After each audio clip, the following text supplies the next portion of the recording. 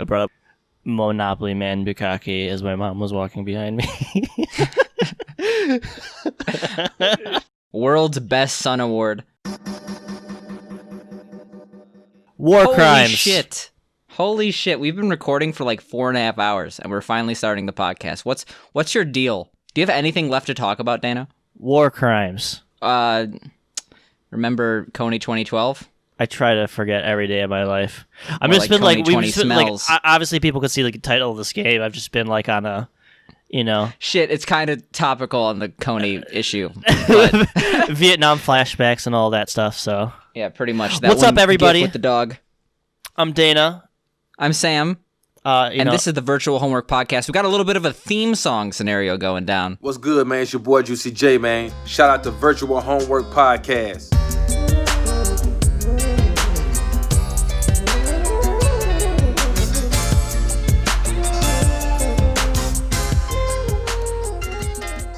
That's right. I remembered for the first time in like 7 podcasts to say the word theme song. I was like trying to interrupt you to say like theme song. Because I like doing it like out of nowhere in the middle of a fucking, non sequitur. When you do or whatever. it out of nowhere every single time, it's no longer out of nowhere. I'm just gonna say that.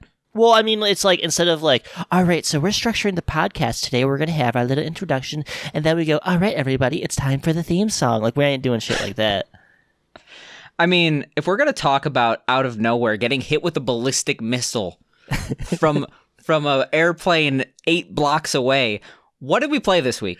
We played, I guess this is kind of random. This podcast just kind of just turned into, like, what Dana wants to play or has had on his list of games to play for his whole life. We played what shitty game Sam is going to pick this week, and then what game that Dana is going to pick this week that's, like, acclaimed top 100 best games of all time list. Pretty much. This is Advanced Wars for the Game Boy Advance, which ended up having many sequels. But we just played the original, the OG. Did you say Advanced Wars? I'm pretty sure it's like Advance Wars or something. No, is it Advanced Wars? Am I wrong? I'm wrong. I'm wrong. Never mind. See, I don't know, too, because I did the same thing. I'm cutting this out. Oh, it is. It's Advance Wars. It's not Advanced Wars, okay? I'm right. Despite my lack of self-confidence, I'm right and I win. Keep it in. Let people know you got the W. There we go. But we played Advance Wars this week. What is actually not the first game in the series. It's the first one that anyone from the U.S. has heard of. But this was apparently a series on the NES and SNES. Famicom Wars, right? Yeah, it was Famicom Wars. But we played Advance Wars. The way that this series works is that it's a war-based strategy game. Each title has the name of the console it's on. So you got Famicom Wars, Advance Wars. I don't think it's called 3DS Wars. I think it's Dual something Wars. But anyway, we played the first one that came to the US. It's a video game. What do you think about it? So it's when I first started playing it, I was kind of going through the tutorial and stuff. I'm like, I'm not into it. The more I was playing it, though, this game is actually surprisingly in-depth, and I was having a lot of fun with it. I'm not saying it's game of the year or anything, to write home about, but I think it's a solid title, and I had a lot of fun for it. I think just because I have affinity for this style of game, and I have a huge attraction to the Game Boy Advance library in general, that maybe I'm just a little bit biased, but I think it's a fun little game. Yeah, I think I mentioned this when we were playing Mother 3, because we both gushed about that game for a very long time. But I think that, the GBA, just, for 2D, it has such an ability to, elevate so many games if they have thought and effort put into them. Well, it's the little things. It's the beeps and boops. It's the menus. It's all the little bells and whistles are really what does it for me, to be honest. The thing is, I enjoyed this game. I would not call this literally the best. This is actually called by some publications one of the best games, or not the best game of all time. Just really? Yeah. If you look at magazines like Edge rating it a perfect 10 out of 10, I'm not sure about that. I mean, the thing is, I would like to see these companies go back and do the same review today. I don't. No, this was a retroactive review from 2013 from Edge that said we gave it a 9 out of 10 and now it's a 10 out of 10. What the fuck? The thing is, I mean, we both played this, I assume, on an emulator at 3 p.m. when we're forcing ourselves to play a game. This is a really good game for a portable, if you're playing the GBA during a GBA time, it really is a perfect title for the system. Absolutely. Let's actually get into what this game is. So this game is about a 3-hour tutorial. on telling you how to play Advance Wars, which is a war simulator. I'm not joking. I feel like the majority of the time I spent playing this game was in the Just the literal tutorial, 13 stage tutorial. Yeah, where which they I mean, teach you how I to did like have fun do with it. war. Yeah, it's literally like making light of like war crimes. You're literally like killing and murdering other. Yeah, I have a point here that the lady that's teaching you is so gleeful as you shoot down and explode these enemies that are like drawn like in. people, I'm like, Jesus people Christ. that are like you have destroyed the enemy team. You know, you're killing them, and she's like, "Yay, team!" Like, oh my god. Well, like happy music's playing in the background. Yeah, It's that compounded with the fact that this game came out September 10th, 2001, right? Jesus fucking Christ. Yeah, this is really unfortunate. you can't write that. Like, Yeah, you can't just like, oh no, 9/11 happened. This The is in the day back of my after. mind as I'm playing this video game in my car as my parents don't understand what's going on in the world and what's going to happen next. America's stronghold has been shattered and my innocence has been lost. I cannot play Advance Wars for the Advance Wars. thought. Yeah, thank you for correcting me during that. But yeah, no, like legitimately, this game came out the day before 9/11, and I feel like that's pretty unfortunate. Yeah. I don't know if that impacted sales. I really but should I know not that be probably laughing. Impacted... I really should not be laughing. You We're can laughing appreciate because the situation's you can insane. appreciate like the coincidences. Like, what the fuck? There are like cartoony games regarding war, and this is a cartoony game about war, but it doesn't like butcher stuff. It's still like use the bombers to destroy the tanks, and then like you see Yeah. like the bombs explode on the tank, and it's like and Yeah, like and then people fly out the disintegrate. screen. Yeah.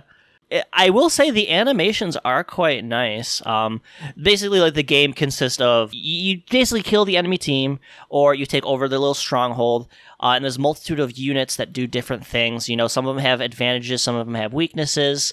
There's a surprising amount of units. Like, when I first started playing it, I was like, Jesus fuck Christ. So it's like a rock, paper, scissors system almost as far as like what units can do what against It's really what. similar to Risk, I would say. Yeah, Risk is a really good way to put it. This is almost like Risk virtually, because it's like the enemies just kind of like clash. There's really no, I don't want to say system in which it happens. It's kind of like you just go first, and if you're a better unit, you just do more damage. There are terrain advantages, whether it's like mountain or if you're in the water, if you're like defending from a city, you get like more defenses and stuff like that. But it's pretty simple, and the animations I love, like when you're like in the city, like attacking out and stuff like that. I think it's just like really cute. I enjoyed the animations, but at the same time, I also just thought, hey, like some of these levels are dragging on a little too long. I'm just gonna skip through the animations because you could do that in the options menu because I just wanted to actually get it over. Oh with. my god, I did not see that because I would like do my turn and I'm like, okay, I can win this turn, and it's like 10 years for like the enemy to do their turn. Yeah, I mean the thing is, like, I feel like it's kind of a disservice to try to explain how this video game works and all the intricacies when it literally took hours of playtime to understand the intricacies of this game. This game I did not mean when I said it has a massive, massive tutorial. This is the first time they did it instead of like having a thick manual. Yeah. But it really does go over every nuance, and while I got bored at times, I think it was actually very necessary to play the game to the fullest. Yeah, because you have to do all these things. Otherwise, if you go to like the regular battles and stuff like that, you'd probably get wrecked not knowing what, like, okay, is this a carrier? What does that ship do? Okay, anti-air. It's like... You also literally can't unlock the campaign without playing the tutorial. See, I didn't even Fully. start the campaign because I got to like the level before like the last one, and it's just like... Yeah, I kind of forced myself to play through it. Like, I was like, oh, this is kind of getting boring. But like, no, once you actually beat the 13 level tutorial, you finally unlock the game. And that takes multiple hours, and the actual game is way more fun than the tutorial. Really? It's one of This those is a things where it's long kind of game. unfortunate. You ever notice how some of these random like early 2000s titles are like super fucking long? I They mean, have you played like Mother for the NES, and that's a 30-hour game. Well, that's what's so crazy to me. It's because I think we're just so accustomed to like 6-hour like games nowadays that like these fucking 2D games have so much content put in them in like such a short period of time. Yeah, but at the same, like, I almost feel like even though this game was good, there isn't that much to talk about because both of us spent the majority of this time in the game's tutorial. Yeah. Like, it's a pretty good turn-based strategy game. I haven't played an RTS, so I don't know if it's similar to an RTS, but Kind of. It's like RTS light. you have a turn, you move units. If your units are more powerful and you have a first advantage, you You What's this? basically steam plow through the enemies. I think it might literally be an RTS. I'm not exactly sure. What's this but game rated? I think it's rated like E. This is an E game? This game's violent. It's violent, but like it's very cartoony. In the same way that Still, like, though, but it's like- Alien it's like Hominid is rated T, despite the fact that it's just as violent as a lot of end games. It's just a alien. I guess So, I they feel don't like care. this game would get a different rating nowadays because this was like I guess I feel like it would get a different rating 2 days later. It came out 2 it days would later. get a different rating 2 days later, like straight up. Now, so did you? How much of the campaign did you end up doing? Like 4 or 5 levels. The campaign is a lot more open ended than the tutorial, where they're literally forcing you to make some of the moves. And it has a fun plot. You're basically Orange Star Army, and you have your this girl that's telling you what to do. But you start partnering with like this kid who's a genius at tactical strategy. This is a tactics game, by the way. That's the genre, like Final Fantasy Tactics. If you didn't know, Have you played that? But I have not. Don't pick that. That's too cliche. Damn it. The campaign is a lot more open-ended in that, like, these levels are massive. I feel actually a lot of them overstay their welcome. Like, these levels take 20 to 25 minutes to solve. Oh wow. Because you're also able to generate your own units, which is pretty cool, like with money. Yeah. Yeah, I definitely played like 4 to 5 hours of this game. Apparently it's like a 15-hour campaign, so like I wasn't even close to finishing it. Yeah. But I don't think I would actually come back. I feel like this game is great, but I also feel like this game is a great travel game. Like I don't know why. It just feels like a game I would play while traveling. I think that's just the Game Boy Advance in general. It's like the game you brought with you onto like a family vacation, and then you just spend all your time playing type thing.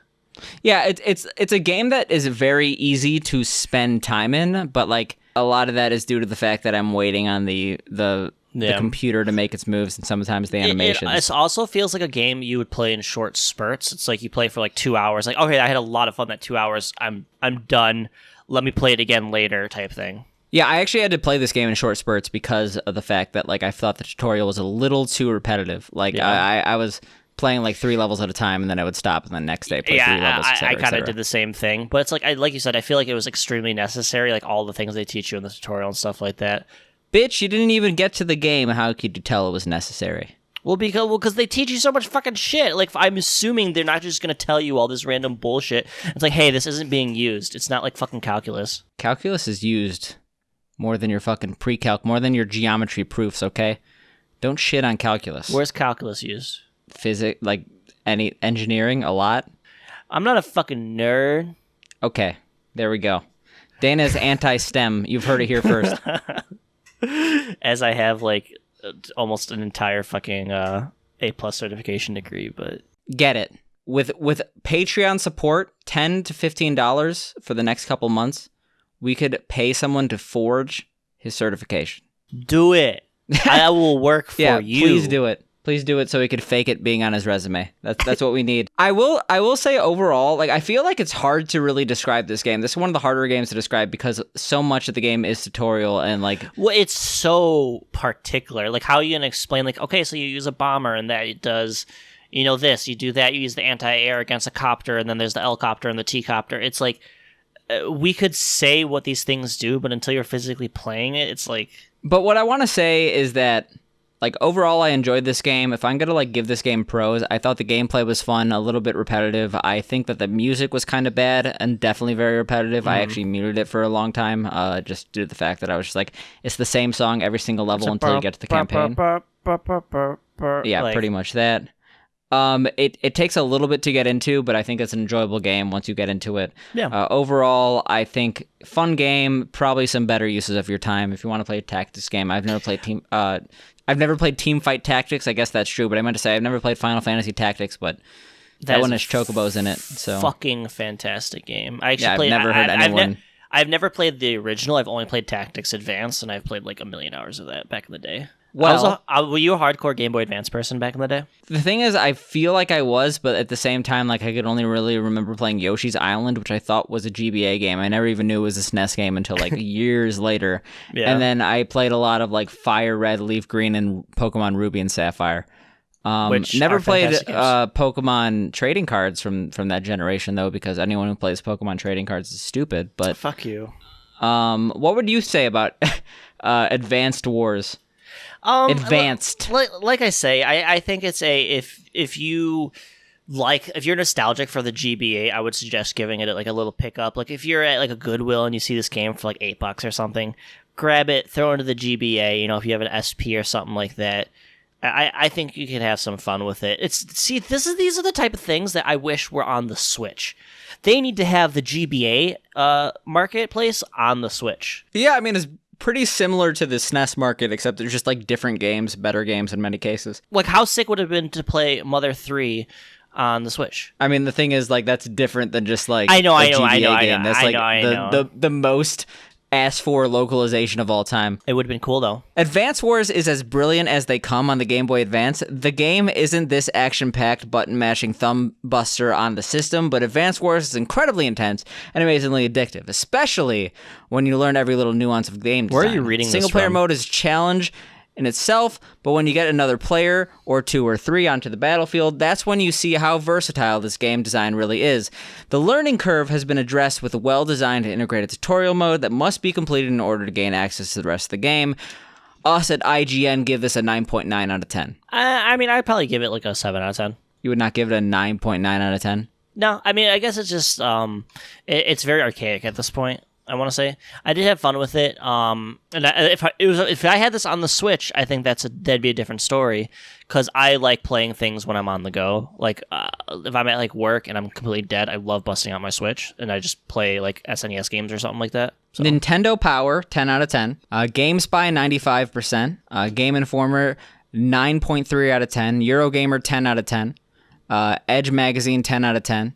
I think at the time it was probably that good. I'm just comparing it to things nowadays. I just have so many other options in the genre. I mean, I could go through the Metacritic of Sonic Adventure and probably have a very similar argument. Well, I think Sonic Adventure 2 is a fantastic game. Well, have you played Sonic Adventure 2 in the last 10 years? Yes. I've beaten it like 30 times. Do you understand the massive flaws in that video game? Absolutely. I love that game. Yeah, I mean, I love Sonic Adventure probably more than Sonic Adventure 2, but like they're both amazing games. But like I remember like watching Game Grumps of Sonic Adventure and like just idiots in the comments being like, "How did this game get a 9 out of 10 on GameSpot? This game is a 4 out of 10 at best." You have to put it into like the era, I feel, a lot of the time. Like I don't know, like things were a lot different back then as far as like how you handled gaming situations.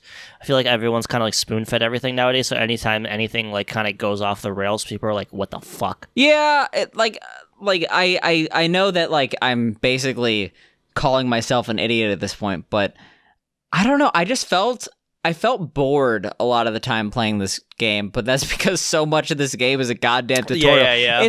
It's part of the reason why this podcast is inherently flawed, and it's not to say that you cannot trust what we say. I think that we give pretty good at gaming advice, but at the same time, when you're forcing yourself to play a game, and when you're playing it in like a scenario where it's like not intended how to be played, like Advance Wars, like it's not on the GBA, where obviously neither of us own a GBA and neither of us are getting an analog pocket.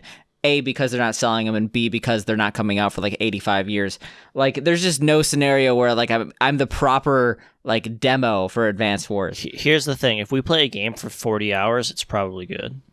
Yeah, we did not play this game for 40 hours. He didn't even get past the tutorial. It was long. Dana doesn't take this podcast seriously. The tutorial's long as fuck. 13 levels. That's straight up like longer than Unraveled. Unraveled's like 8. Oh man. Unravel, not unraveled. Unravels. I mean, it's sad to say I spent more time playing Sonic and Mario at the Olympic Games 2020 than this. So here's the thing. I actually want to talk about that. The more I think about that, it's like I don't think it was that good of a game, but I did have a good time playing it, like kinda, just because it was so like low. Because he didn't pay for it. Oh my god. Because he didn't pay for the video game that he's playing. Oh my god. That's definitely part of it. Don't deny it. Oh my god. No, totally. Like, I'm not even like trying to shame you. I was trying to shame you a little bit, but like, no, like not worrying about like getting value out of a video game makes a game inherently more fun. Like, if you're not constantly like worrying, like this game's $60, like, are you serious? And I'm not saying like, yeah, actually, Mario and Sonic at the Olympic Games is $60, and like if I bought it for $60, I would actually be pissed. like Yeah. legitimately. Well, But I think I saw it on GameStop. They had it for like $19.99 or something like that. then they like it was $60. Black Friday they slashed it in half, and like I guess they're going from there. But, I mean, I think this is I think it's a $20 game. There are so many video games that they retail for so much, and because of that, they get like 6s out of 10s. And if they just retailed the game for half the price, that would be considered one of the best games of all time. I'm not even joking. Like, Can you give me some examples?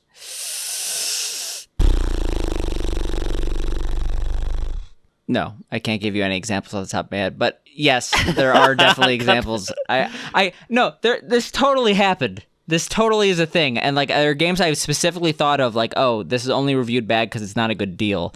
Like games that are criticized, especially on length. That's really like any game that's criticized on length would be 2 points higher on the review if it wasn't for the price. Yeah. That's why, like, for example, like I played 45 hours of Hollow Knight, and that's like it was like $8.99. Like you can't believe like. So I actually I don't know why, but I tried to get a little bit back into Hollow Knight like 5 or 6 days ago, and I couldn't. And like I literally Googled like, oh, why can't I get into Hollow Knight? And like there were like a couple people basically like me that's like, hey, I tried, I recognize this is a good game, this is even a genre I like, why can't I get into Hollow Knight? And like all the comments are like, you just got to give it a chance, man. And then like the person's like, I did, and I didn't like it. But then like there are people like who are literally commenting, this game is so good, I feel bad that I can't give the developers more money. And like I feel like that's a great mentality to have about your product versus like feeling ripped off because you charge $60. That's the Path of Exile approach. Like their game is free,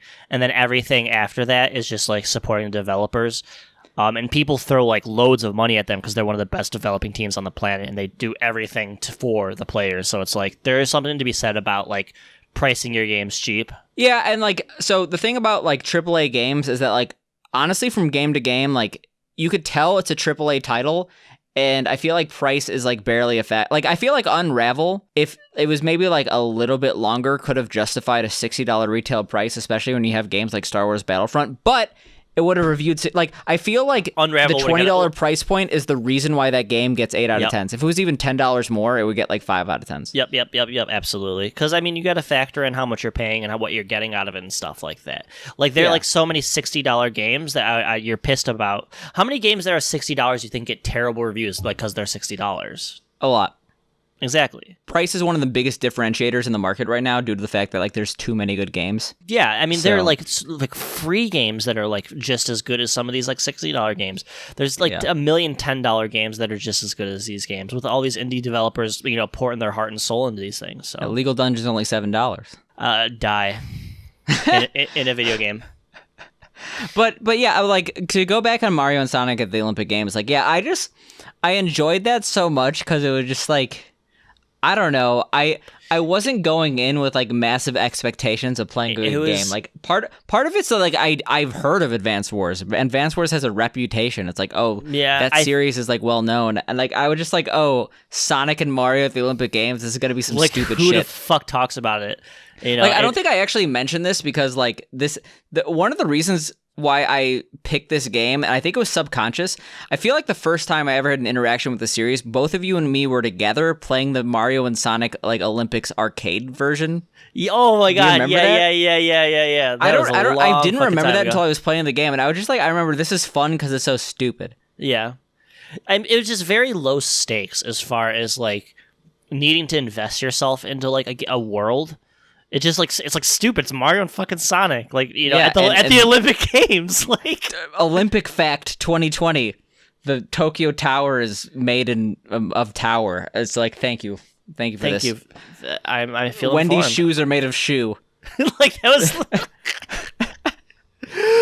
Oh god. Legitimately though, like first of all, for those who are unaware, Dana's Switch works now. There was like a 3-sentence of drama last time, and we've determined that there's a working Switch in the house. Yes, in the house. You want to know something? After I unplugged it and just hit the start button, it just turned on. Yeah, so it's like your Switch is just like, oh, you freaking out about me not turning on. We're gonna pretend that never happened. It's like, god damn it. Yeah, and now it just works fine. So yeah, did you beat the campaign for Mario and Sonic? Did you ever come back to that game? No. The thing about the campaign, especially in the later levels, the chiptune area, or not chiptune, the 8-bit area has some really good chiptunes, and I like tried to find those online, and there's like so little of the chiptune, the 8-bit area of this game that's like actually like available, put online in terms of video game music, especially. So for those who don't know, there's like a massive like DMCA takedown of like Nintendo's music. I mean, honestly, Nintendo recently should have their own platform for music. Just street like $1. Just charge, like, take every song from every one of their games, just charge $1 for it.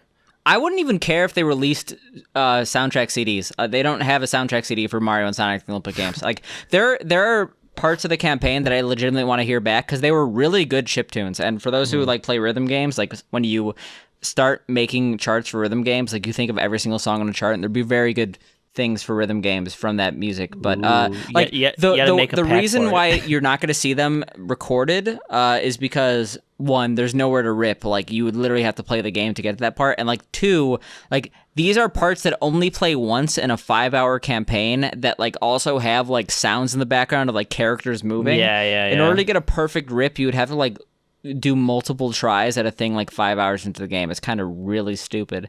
So I wish that Nintendo just made their music more available for purchase. I would purchase it. Like I understand that like they're gonna DMCA people that are like illegally uploading their music, but they need to legally allow for purchase of their music. We could literally have an entire episode on like how archaic Nintendo is, and like it's like they do so much for goodwill, and then they do like so much in the opposite direction. That's like, I mean, let's talk about it a little bit because Nintendo was in the news last week. I mean, like if we wanted to, I feel like we talked a little bit about the Melee and Splatoon drama, and how this next one is a little it's fucked. But basically, Nintendo, as we know, They basically made their Splatoon tournament non-streamed after like half the teams were free Melee. But as a further fuck you to the Melee community, Etika, who is a recently deceased YouTuber who struggled with mental illness, people were tributing him because he was a Smash Bros. Player as making Etika Joy-Cons, and Nintendo recently DMCA'd the creator September, but I think they recently became public, so that's what the timeline is, regarding selling these Joy-Con modifications. It's really pretty much a skin. It looks pretty cool, honestly. If you weren't associated with Etika. So can you not make skins? Like, no. So the issue is that the Joy-Cons specifically had in writing on the bottom right hand side Joy-Con boys, because that's what Etika kept saying. He was like screamed Joy-Con boys in his videos. So they didn't like him using the Joy-Con name, so they gave him a cease and desist. I think I said DMCA, God. Which it's understandable, but at the same time, I feel like Nintendo as a company, they protect their IP, but they protect it so unbelievably excessively. Yeah, it's like someone who like sends a nuke to kill a mosquito infestation. Like, yeah, you have reason to fear the infestation, but yeah, you have to protect your IP and stuff like that. But when you're going after someone who's literally like who passed away, his livelihood was to go towards like positive things and stuff like that, and people just want to remember him. It's just like, and I think that like the sales from this thing were sent to mental health research. So yeah, I mean, personally, I don't see how this is hurting their IP at all. Like I understand like you have to protect your IP in some situations. This literally isn't hurting their IP at all. True. I mean, like they basically said he could sell the controllers if they didn't say Joy-Con boys at them, but it was a Kickstarter campaign or like Indiegogo campaign that raised $10,000 when it was specifically the design had that. So like I feel like it's just one of those situations where Nintendo's shooting themselves in the foot yet again regarding this. They like, win, they lose. So well, it's like I feel like they could have ignored it and not had any. It's either neutral or lose. It's not a lose. Like there's no lose of letting this go on. It supports mental health research, supports people who enjoy their products, supports people who enjoy their content creators, especially those who are no longer with us. I feel like Nintendo is just so quick to the lawyer. I saw a YouTube video, and it was like someone making like a fan made Sonic game, and like the official like Sonic like Sega page was like, "What's this? Looks like we're gonna have to get the DMC." Just kidding. We support creators. We think this is wonderful what you're doing. Well, you know that like Sonic Mania was entirely made by Sonic fan game creators, right? Yeah, like that's fantastic. And that's like literally the best Sonic reviewed game in the past like 10 years. Exactly. It's just like throwing a little goodwill towards a community who just like it's obviously people want to enjoy your stuff. You know? It's kind of fucked. It's kind of fucked. Speaking of fucked and speaking of reviews, have you seen any Cyberpunk lately? That's all anybody's playing anywhere. Yeah, it's actually kind of hard to avoid. It's kind of annoying and boring. It's mostly just people talking about like their penis settings. What penis do you have? Do you have penis 1, 2? How many inches? I have a. Is one of them like circumcised and one of them isn't? I actually have not looked into the penis settings. So here's the thing: like, if you get your dick circumcised, you actually lose out on certain romance settings later in the game. What, like getting the smegma sucked out of you? I don't know. That's just what people tell me and stuff like that. Or like getting the smegma sucked out of you. I said those words. I mean, people are like saying all sorts of crazy shit. Like, if you like turn off like genitals, like you don't want them to be shown, then like all romance options are removed in the game. It's like you have like a worse experience. You can't have sex with men. Which did you see that clip where XQC accidentally fucked a dude? I saw that clip. Yeah, that was accidentally, quote unquote, press the wrong option, quote unquote, professional streamer making good content. Who would have thought? It was pretty good content, though. The game's a buggy fucking mess. From my the game's a buggy mess, but the thing is, I saw someone play it on a relatively like fine PC, and like yes, there were visual bugs, but like the game actually played. Like it really sucks for the console experience, which is like not even running right now. No, it's super terrible. From my understanding, on PC, there's just like one setting. It's like shadow aeroscopic something, whatever. If you just turn that from high to medium, all visual bugs like go away on PC and you can start running it, because like people are having like 3090s and stuff like that not being able to run it, but the console experience is, oh my fucking god, the PS4 version is literally unplayable. Oof. I mean, like the thing is, like I'm impervious to like games like this because I just know that I have so many things I want to play that like I'm not gonna commit myself to a 30 to 40 hour experience. So I'm like, you know what, maybe for episode like 280 we'll play this game or something like that. Maybe for episode 2077 we'll play this game. Well, it's like I feel for the people, but it's like they were like, what the fuck, this game isn't out yet, rush it out. And then it's like out, and it's like, what the fuck, there are bugs, why'd you rush it out? It's like the thing is, they didn't even rush it out, they delayed it a couple times. But yeah, no, it's one of those, like Mega 64 is always right. They had a video on how like, oh, you shouldn't buy games on release. Like there's the release date and then there's the date you could actually play there's the play date. Yes, exactly. So I don't know. Who buys a game on release? That's crazy. Especially, okay, correction. Who buys a single-player game on release in 2020? Come on. A lot of people do. My whole thing is like, I'll enjoy it later. Like, I don't need to see how other people enjoy it. It's not like people don't have 200 games in their backlog. You don't need to play this. Well, it's like I have World of Warcraft Shadowlands to play. So it's like, that's all I need to be happy. Yeah, you could kill Pink Bean every day of the week. Different game. The Cyberpunk is not necessarily the best game right now. It legitimately might be like the best game of the past 5 years, but it won't be the best game of the past 5 years for another 6 months. Like people are like upset that GameSpot reviewed it a 7. I'm just like, you suck. Yeah. You all suck. Like the thing is, wait, why are they upset? They're upset because like it goes against the narrative, and like people are like, you're supposed to rate a game like this an 8 out of 10. These people work so hard on it. This game is so hyped. And like, yeah, it could just kind of suck to play right now, and that makes sense. Like the problem is like these games are literally tied to people's bonuses. So like if it wasn't for so there was like an article that came out that like Cyberpunk, the bonuses for SEAL Team 6 or whatever the studio that made this game, Project Red, CD Project Red, like I read that it was tied to it getting like over a 90%. Like they did announce that wasn't going to be the case anymore. No, I saw that, but like the fact that it was ever tied to that in the first place is ridiculous. Like, especially because people value this Metascore like it truly is the end all be all. But like people are allowed to have opinions. Like we just like quote unquote reviewed a game that was like a one of the best games of all time. We just didn't really enjoy it that much. Like, Yeah, exactly. Okay, we enjoyed it, but like we didn't enjoy it like that much. It's like, yeah, we like gave it a 7 versus like everyone was gaming it like a 10 out of 10. And it's like we didn't even have time to play the whole campaign and stuff like that. I imagine a lot of people are in the same situation where like you're really gonna like base your entire bonus off like the opinions of some like people who like probably are overworked, underpaid. Like games journalism is not like the best industry. No, and we're talking paid like absolutely garbage. Like people who are like, okay, a lot of these reviews are straight up paid for. We'll admit that. So like some of these people, it's like, yeah, these people who paid for it, if they don't rate it a 9 out of 10, like, but if you want to pay us, I'll be your fucking pay pig. If you want to, pay me to review your accepting game. podcast sponsors. Yeah. But yeah, like it's one of those situations where you're really writing people's bonuses off this like random dude that's eating like chips in his basement. Like, yeah, I mean that's just like completely fucked, and it just goes to show how toxic the video game industry is as a whole, as far as from a creator perspective. Whether it's like all the crunch times and stuff like that, like no vacations, like all this horrible stuff, which we've talked about before. It's like, it's not a fun industry, and that's why people frequently leave it. Yeah, it's like another thing. Like the Game Awards happened, and The Last of Us 2 won. And while sure you could have qualms on the game, I really don't know much about the series, so I know people are complaining.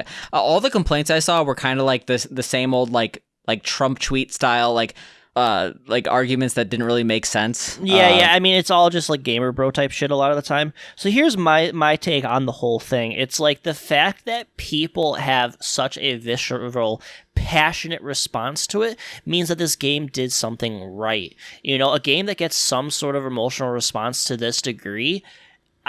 There are very few games out there that make people that invested in like a series or game or something like that, and I think that's something to be said as far as like the quality of it. Yeah, I feel like the best, like everyone could recognize good art, but like great art has to be polarizing. Yeah, exactly. And hey, I mean, like they did that, but at the same time, I probably will never play The Last of Us 2. There's too many things I'm more interested in. Yeah, and it's not my style of game. I did play. I think the same people did the Tomb Raider series, like the remakes, like on the. Wasn't The Last of Us Naughty Dog? Yeah, I want to say. I'm pretty sure Naughty Dog was Uncharted, but maybe it was. I mean, it's similar genre, right? Clueless gamer like Conan, but no, in reality, I don't know shit. I mean, I just heard a lot of controversial things regarding The Last of Us, like specifically like the amount of like torture you're required to do, like made some people uncomfortable. I mean, I feel like a lot of these games are making like people uncomfortable. Like even Cyberpunk is like has accusations of like ableist and like transphobic. Well, it's like I feel like these ideas can be impactful. Like I know some people can make it uncomfortable, but I think that's what art does. It kind of challenges your perspective on things. As long as it's not like intentionally like, black people bad, like obviously horrible things.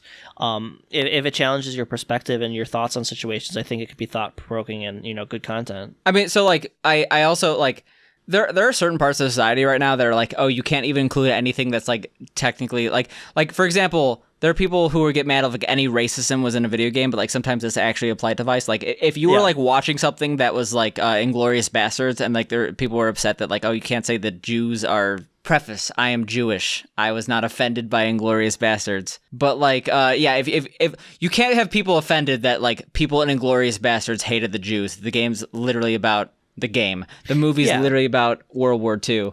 Like some people like literally take anything having controversial subjects as like like an attack on them.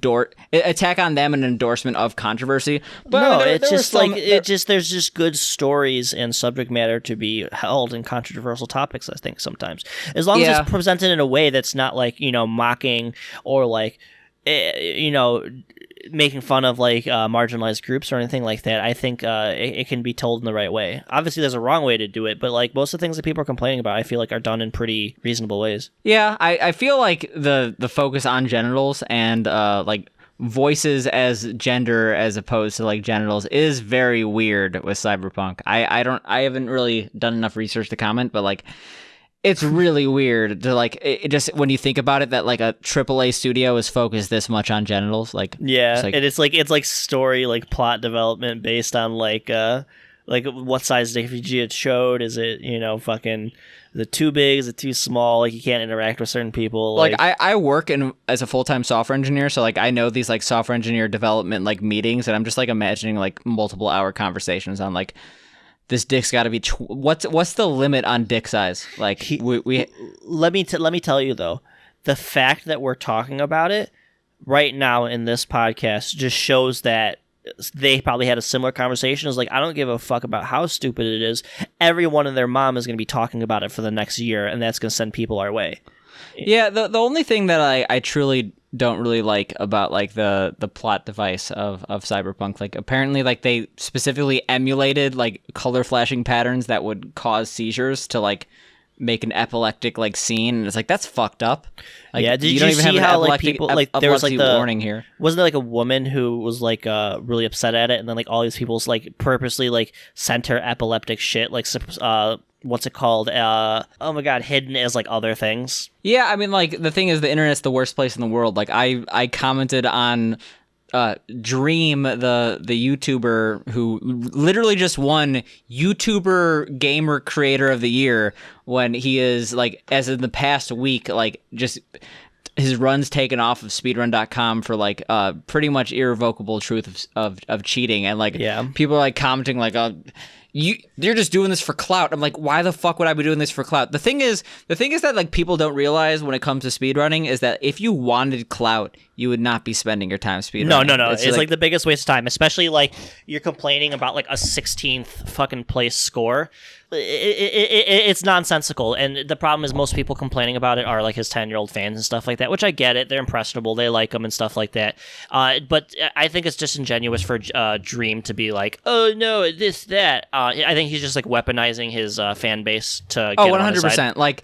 Like for those who have no idea what we're talking about, there is a YouTuber named Dream, 13 million subs. Pretty big person. Huge, so huge. to preface this, we are totally just going for clout by talking about someone who's massive, Absolutely. right? We're just trying to leach off their success. Pretty much. As human beings are not talented, and we only care about them because they are talented, and we want them to launch our careers. Do anything for clout. Yeah, exactly. We love clout. But no, Dream is a Minecraft YouTuber who has done a lot of content regarding speedrunning. Recently, he submitted a speedrun of any percent random seed glitchless, where there is a lot of luck involved, specifically the way that any percent you have to kill what is it called, ender or something, which is so like... here's the mechanic is, so you have to have these things called ender pearls, and those are specifically dropped by enemies called endermen, or in the nether there are pigments that randomly spawn them when you give them gold. He got perfect absolute like 1 in 1 million RNG, like multiple 1 in 1 trillion RNG. Yeah, like multiple, like over and over and over and over. He kept getting it. So it wasn't necessarily like a single instance that was like super, super, super lucky. I mean, they were lucky, but the fact is he had something like 6 streams of attempts before he got the specific times, and when they added up the luck he got in all 6 of these sessions, like his luck added up to like 1 in 13 trillion. Like the odds of you getting the specific item, you basically have to trade with a character in the game. You have to trade an item, and then they'll give you back an item. It's a 5% chance you get the eye of Ender or whatever you need to which advance. is what you need to get to the final area. And he had something like after a couple hundred attempts, like a 9 point something chance. And it's one of those things where like if you get it a couple times in a row, that's something that makes sense. Yeah, but it happens. Statistically, Like with a binomial distribution, and if you read the 30-page document, they go very in depth in the mathematics. I'm literally talking to someone who I know has a PhD in statistics and confirming this with them. But the math checks out. Basically, over the course of multiple hours, they had like a 1 in 13 trillion chance of getting the odds that they did. And like, if you look at their odds over the course of a couple hours of attempts, like the last couple hours of attempts, like by and large, destroyed the other top runners for this game. Like, it's one of those things where sure, they could technically be lucky. Sure, we don't have there's no proof. possible way. And it's like, yeah, I know he has gotten world records in the past, but compared to like current times and current strategies, it's like, there's no fucking way. Yeah, it's also one of those things where Minecraft is literally a game that's meant to be moddable. It's very, very hard to detect like that. Yeah. That this random seed is modded, Well, but it's very like easy you can to see do. how popular Minecraft speedrunning has gotten when you have players like XQC. I know Clint Stevens was doing it for a while. Thorson, it has just been shining light on the category. So of course there's going to be people that, I know Dream has been doing it for a long time, but if you're going to do something at the height of its popularity to increase your views, your monetary gain, you might edit some stuff to, I don't know, make it's it one of seem those like things where he didn't need to do it, but like it just makes it for more entertaining content. So like there's there's legitimate reason to do it. We're not even talking about his motivation though. Like it's literally just the math that shows this. The only problem is you can't actually present this evidence, and I feel really bad for the mods because when you have 13 million subs, you have a lot of idiots, and I don't mean these that people like, are literally doxing, like sending death threats to these people. Like they are doing nasty shit to anyone that says anything negative against this Dream person. You will have like multiple people like attacking you, which I believe you're happening to you right now. Yeah, okay, yeah, I have a couple people attacking me because he just won Streamer of the Year, and I'm like, hey, isn't this the guy that has like a very, very credible speedrun cheating accusation against him? And like people are just like, I believe Dream, and I'm like, have you seen this 30-page document? And I'm like, I'm not gonna read that. I'm not gonna read that. I believe Dream. It's one of those things where it's like also like Dream could have like complied. Like we had issues of this in like the Mario speedrunning community where someone like got world record on their first try, and they were like otherwise a pretty legit runner who like in SMB 1 they did very well, and they moved over to lost levels and they got it like their first day of attempts, and we're like, that's really weird and suspicious. But they were extremely cooperative. They're like, hey, here's my setup, here's like, I'll go with you a couple hours. You have Dream like refusing to show like the moderators like his settings, and like literally the day that they released the decision, like he was in like his own Discord calling the moderators a clown, and like he's like, my speedrun fans aren't toxic, but at the same time saying like he's calling the moderators a certain way. How old is this Dream person? I have no idea. I feel like the fact that we're talking, like I feel like I have to talk about this as someone who's like a speedrun moderator, because it is really frustrating just like to deal with the masses in a way. Us talking about him is only furthering this point. It's just one of those frustrating things where like even his like tweet talking about like getting removed from the leaderboards was just like, I said Trump tweet before, but it was very similar. Like I could read it out, and it's like something extremely similar to a Trump tweet. Yeah, he's 20 years old, so when it's just funny, people are saying other people are going for clout when it just sounds like that's kind of what he's doing. Yeah. My 1.16 run was rejected after research due to being too unlikely to verify. A video was made by head mod and YouTuber Geosquare using my name and clickbaiting, cheating speedrunning in order to get easy views. Definitely a response soon. Total BS with exclamation marks. He's not necessarily saying evidence to support his claims. He's saying that it was unfair. He's attacking the head mod, and he's just saying it's BS. Like he's definitely being militant in that, like, when you attack the head mod's credibility, you are going to have your 13 million followers attack this person. Yeah. It's just a really unfair situation because of the ammunition that one person could do and another person could do. The dumbest argument I saw is that, like, the mods were dragging this out 2 months. Come on. Like, they could have made a decision way earlier. I'm like, this document of evidence is 30 pages. Do you think these people are all full-time Minecraft speedrunners? You fucking... Well, but then you have people. Holy So shit. like this guy has 133,000 Jesus Christ likes on his post saying like, "Oh, this is bullshit," and then you have Mr. Beast replying saying like, "Dream right, other guy's wrong." Like it's exhausting, especially when other YouTubers that you know are like relatively good people are coming to their defense. But like, I could not really blame people for sticking with their own and also not doing their own research, especially when they don't really care about speedrunning as a whole. I feel like just due to the fact that I'm a moderator, I'm way too invested in this. We're talking about terrible tweets. Have you looked at Trap's Twitter recently? no, that's the guy who did the song Headstrong, right? Headstrong, take you on. That's the only song they did, right? Like, there's videos of like Trap's concerts in like 2019 having like 4 people at them. It's like super sad to look at. But no, Trap got suspended, actually. His account got suspended? Yeah, so the thing is, Trapped, so when I mentioned this to you, like, Trapped was not suspended. Trapped, like, was literally, like, every hour of every day defending pedophilia. He was just like, when a 14-year-old has sex with a 24-year-old, that's totally fine. That's kind of baller or something like that. Something what bad. The fuck? Something bad. like and like some- I was looking into Trapped. The person who made Headstrong and literally nothing else. The thing that Headstrong, the song I was jamming to in second grade. I'm like, this is me. This defines me. I'm like, this is peak music. Fuck yeah, elementary school me. Just like, I'm headstrong. I'll take you on. I don't know. It's like I just think people are just struggling to have any frame of relevance. Either that, or they're just stuck in 2003. Well, I feel like Trapped is doing a little more than struggling to stay relevant. I feel like they struggled and lost. That's like a person at the bottom of the ocean saying they're struggling to breathe. Would you say they're being a little bit headstrong?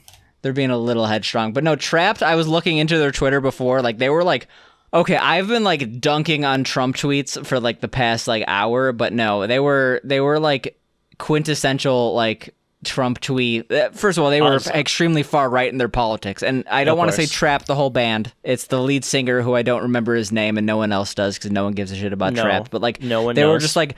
They like made like 8 tweets talking about the China virus and the Wuhan flu, and then they were also talking about like how affirmative action is bad, et cetera, et cetera. Like Jesus, terrible from like the Trapped official shit. YouTube. Or I mean, the Trapped official YouTube probably just has like the Headstrong music video, and then a bunch of videos that have like 10,000 or less views. So like this, all this stuff talking was coming from the official Twitter for Trapped, right? Yeah, no, like it was just straight up Trapped telling me that like 14-year-old boys should be able to have sex with 24-year-olds. That was straight up it. Like, and it was like, you stop saying this, Trapped. Please stop saying this. Listen, I like Headstrong. They Please don't ruin this for me. And then he's like, no, I have to tell you this, that 24-year-old women should have sex with 14-year-old men. And everyone's like, it's Trapped. Please. No one likes you. Go away. You're worse than Nickelback. And I'm a Nickelback apologizer. Okay? I think Nickelback gets a bad rep. I feel like Photograph is not that bad of a song. Look at this graph. Like the thing is, you weren't like when I was talking about like Trapped endorsing pedophilia, but as soon as I was like, I'm a Nickelback sympathizer, you're like, oh, this is too far. Well, because it's like obviously we were saying like Trapped is fucking terrible and stuff like that. You're the one that's like Trapped is my life. Trapped is everything. Not where you belong. Okay, whatever. This like the last like 7 minutes are just gonna have like Headstrong on repeat. Like the fact that you can't even hear us talking, it's just gonna be gained out Trapped. Like I want it to be like so gained out, and we can't even like understand it. I want it to be like bass boosted too. So I have to do a public apology here. What did I said that Trapped endorsed 14-year-olds as 24-year-olds. At Trapped Official, a 15-year-old male and a 25-year-old female is not pedophilia, you fucking moron. I was off by a year. I'm sorry, I forgot. Jesus fucking Christ. It's so at Trapped Official, you are an idiot. I never said anything like that. I would say I wouldn't care if a 15-year-old boy banged his 25-year-old teacher. That's it. So here's the thing, and it's 4 likes, 32 replies. Oh my god! Like I'm actually gonna have a take on this. It's like so many people are like, oh yeah, they're ready for it. They're just gonna go to war. But it's like at 15, yeah, your body might be ready, but your mind isn't ready for like the ramifications of like doing something like that. That's obviously why we have age and consent, is because you may be ready, but your mind isn't for such an impactful thing. Like sex is not to be taken lightly, boys and girls. Yeah, there's a lot of people who try heroin at 8 or before that. There's a lot of people who try like heroin crazy at 8. stuff. There's a lot of people who probably got sent to juvie at a very young age that if they were to think about committing the same crimes at 40 would probably be like, you know what, I'm actually have a developed brain that would not be Gucci. It's one of those things where like your decision making process is not great. It's an ever evolving thing, and that's why it's the same reason why you can't drink until you're 21. It's like your brain isn't fully developed and stuff like that. So it's Trapped. Speaking of being fully trapped, say your words. Say your words. Because speaking of being fully developed, what are you talking about? I don't know. Fucking Party Boy 69 got banned from YouTube, and we all missed it. Yeah, we called ourselves the biggest fans. I have a Party Boy 69 shirt. I think I've mentioned this before. The shirt kind of got destroyed after the first time in the wash, but like they don't sell them anymore, and I don't want to like upset Party Boy 69, so I'm gonna wear my half destroyed like Party Boy 69 shirt because I want to always keep it 69. But Party Boy 69 got banned on YouTube like 3 weeks ago, and neither of us noticed. Like it's like that's like a big deal, and it really sucks. It kind of goes to show the problems with the platform right now. It's like they removed him for sexual content, which if you've ever looked at any of his videos, they have like backgrounds and stuff like that. They can get kind of sexual at times. I want to say there was like a titty or something like that every once in a while. But they do have the rules as long as it's not like the focal content. It's fine. And it's obviously what he's doing isn't the focal content. I'd be curious to see like what specific scene or video flagged it. And he also did send in a request for YouTube to reevaluate it, and they said they're going to uphold it. And it's so funny. Which is fucked up. Like that they don't even tell him like, hey, like we reviewed your content, and it's like, you know what, this is 1 strike instead of 3. But like not only that, but they're like, yeah, we reviewed your content and agreed to uphold it. They didn't tell him what it was. It was 3 days after he got his 100K sub button that they sent to him. Yeah, it's kind of fucked up. I mean, like the thing is, it also is like mega fucked up in that, yeah, there's exceptions like Keemstar, but really once you're done on YouTube, you're done. Like you can't just like ban evade. You'll get instantly banned. You can't like gain a following. No. And I just loved his mixes, but he needs a platform to make videos. Because one of the best things about his mixes, so good. Like he's streaming on Twitch now. It's not the same. It's not the same. It's one of those things where like he needs to have like I felt this myself as a streamer. It's like one of those things where you could make a lot of content streaming live, but it's not. It's ephemeral. It's one of those things where like once it's done, it's done. While you have like videos that you make and you put effort to, that's like legitimate art. It's like there forever. Yeah, I've rewatched his mix videos like multiple times in some cases. Oh, and like the video is a massive part. Because in the summer, these fools get dumber, but at the same time, like without Party Boy there getting abducted by aliens, what's the point? Speaking of getting abducted by aliens, apparently aliens exist. That's like actually the best transition I've ever seen in my life. I'm sorry, Party Boy 69, that we have to cut, but we have to talk about this scenario. So you said that, so I ran with it. What the fuck is that? So we have our list of shit we want to talk about. It says apparently aliens exist. I have no idea what the fuck Sam's going. Did you not read this article? Did you not see this? No. So the security chief of the Israeli space and basically Israeli NASA. So not like the Israeli NASA chief, just the chief of security, which is a very large, like that's still very high up in the organization. Yeah. Spoke of a galactic federation that says the U.S. and Israel have been contacted by aliens. And the humans are not allowed in yet due to the fact that we are not ready. We don't know enough about space and spaceships. But the Galactic Federation is watching Earth, have made contact with the U.S. and Israel. Whoa. We're pausing the podcast. You need to send me this article right fucking now. Okay. Search Galactic Federation. No, like this guy's legit. This guy is like straight up like PhD physics, like astronomer. He was like very well regarded, had like a random interview like a couple days ago. Like, yeah, there's a Galactic Federation. Trump knows about the aliens. He's not going to say anything though, because they told us not to say anything because the US isn't ready. This on NBC News. Yeah, no, this is legit. This is not like me making a joke. Like, does this have to do with those like random monoliths coming across the United States? No, that was different. That was separate. That was a meme. But yeah, it's kind of fucked. Why didn't anyone tell us about them aliens? Why didn't we raid Area 51 when we could have? He's got to be off the deep end. He's got to be off the deep end, but no one's like specifically like proved he's off the deep end. This is like a guy who, like, imagine if like Stephen Hawking was just like, you know what, math isn't real. We'd think about it, right? I mean, I don't want to get ableist, but I mean, okay, maybe people be like, oh, it's part of Stephen Hawking's disease that's ever debilitating. Okay. Let's see. Someone else. No, Stephen Hawking was a Banff, okay? But people would totally blame it on his condition. Like it's like if Bill Gates was like there's aliens, like, well, then people would say he's causing 5G. Well, Bill Gates is just like the who would be a good person to say math isn't real? I think boomers are just like Technology, Bill Gates, he's the baddie.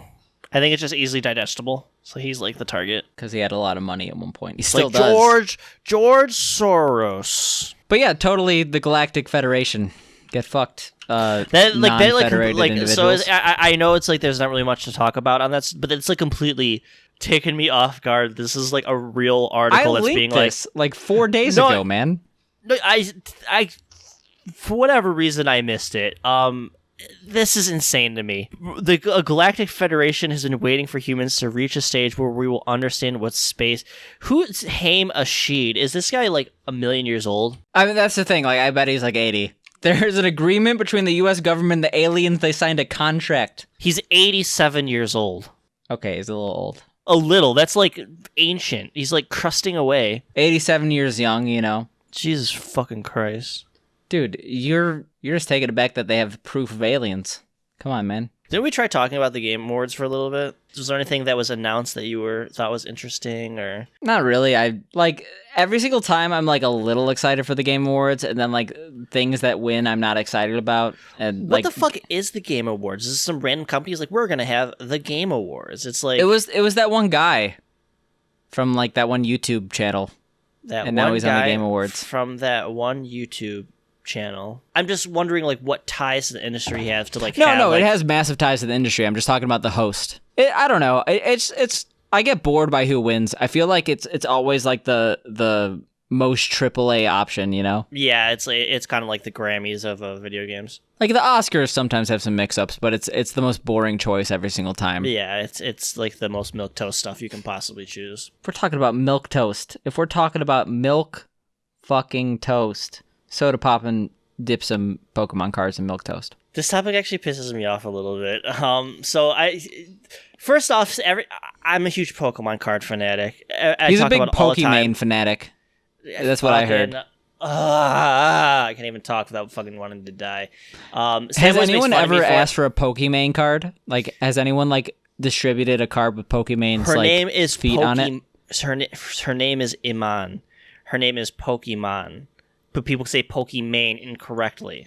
Like Gucci Mane? It's actually Gucci Man. Well, no, that's Gucci Mane. Her name is like it's supposed to be Pokemon.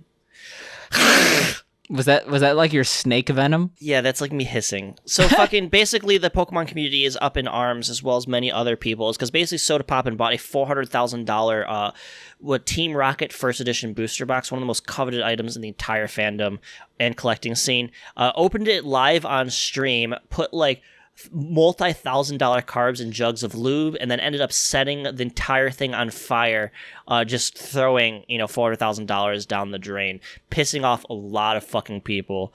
I personally think it's hilarious.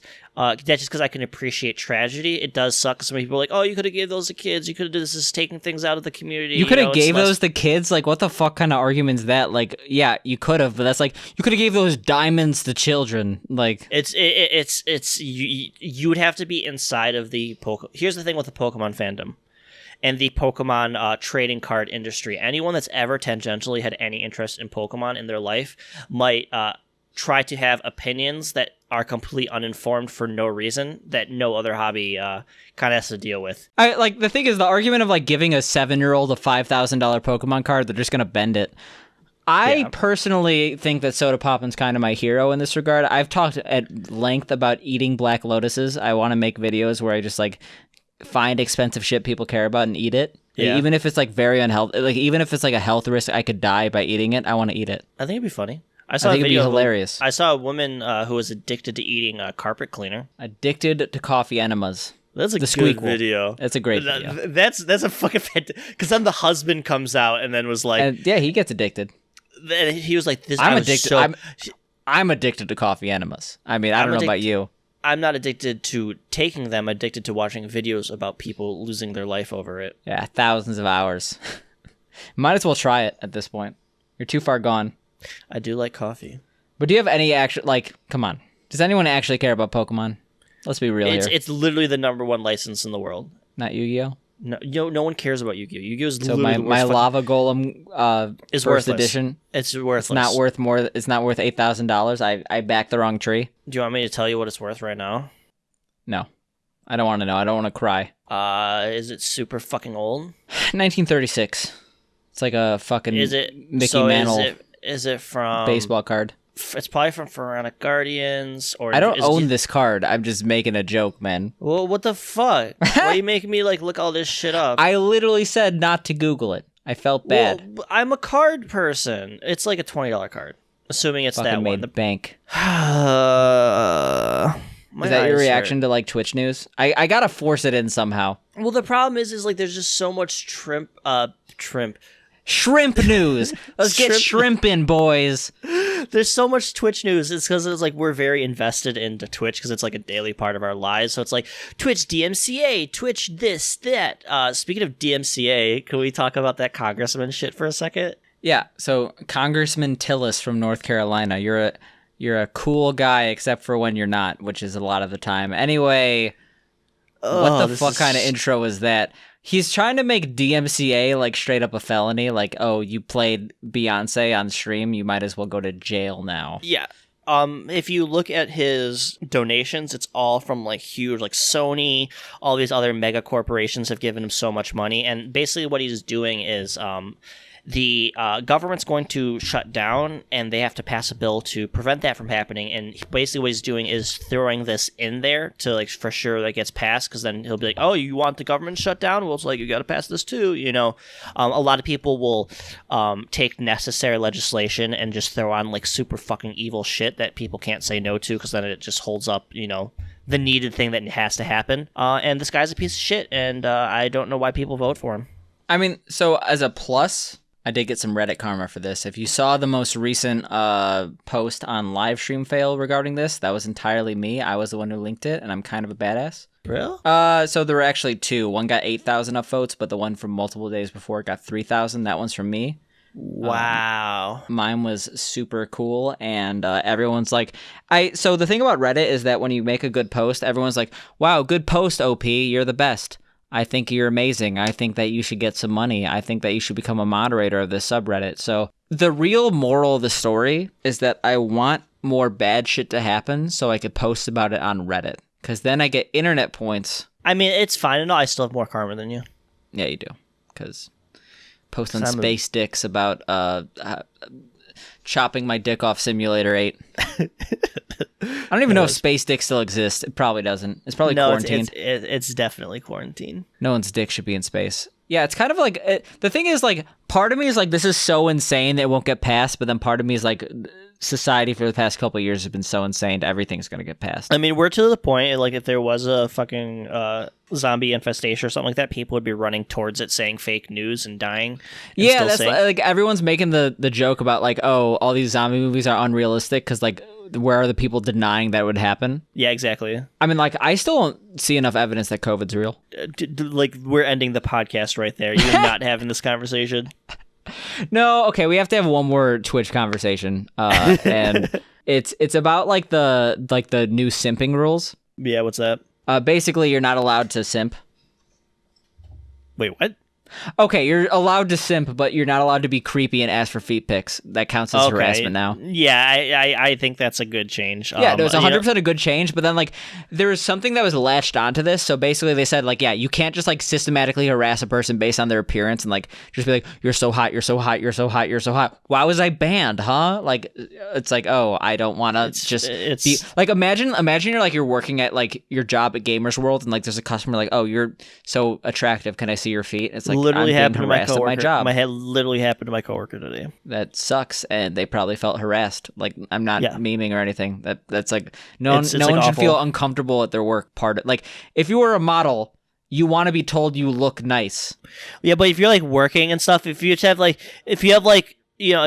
balding fucking middle-aged people saying like, hey, you're really pretty, do you want to go out sometime, and you're like 20 years younger than them, it's just like really fucking weird. Yeah. So like I perfectly understand why Twitch is like making those changes, but people are already like, that is an infringement on my free speech on the internet because they don't understand. Did you see that tweet I sent you on the matter? And the guy was like, this is just one step from just not being able to talk on the internet anymore. It's just like, what? Because you can't the thing is, I feel like that was a response to like the second part that was tacked onto this. So there's two parts. There's one, the simping part, and then the second part was regarding a rule on showing the Confederate flag on stream, and they said that you can't do that anymore. And I feel like when anything ever political, like, and even if it's like the most insane political opinion ever, it's like, oh, I think that like genocide should be legal. It's like, you can't say that on the internet anymore. That's an infringement on my free speech. People are saying, oh shit, first the Confederate flags, now the Gadsden flag, now then et cetera, et cetera, et cetera. Eventually we're only going to be able to say go Amazon go.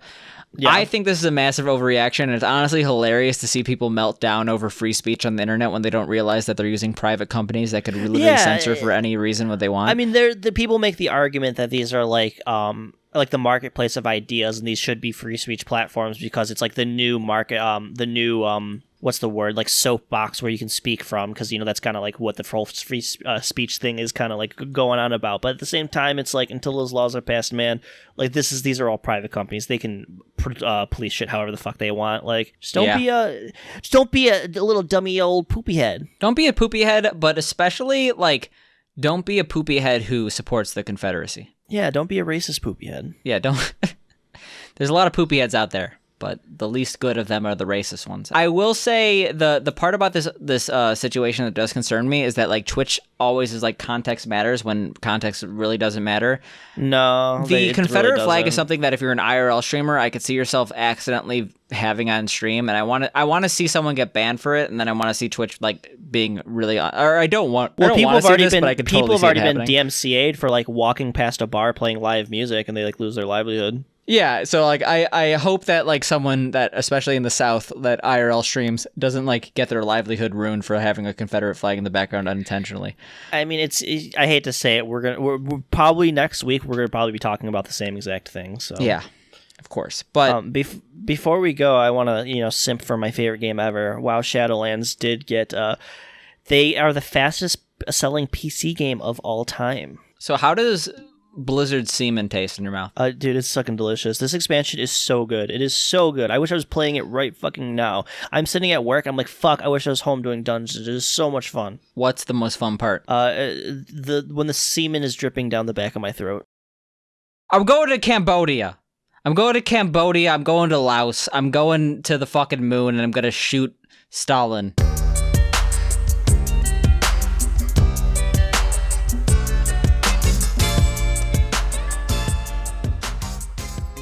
Hey guys, hope you enjoyed the episode. If you liked it a lot, make sure to rate us 5 stars on iTunes and subscribe on whatever podcast app you use. Here's Dana with a ditty. Ditty, ditty, ditty, look at my titty.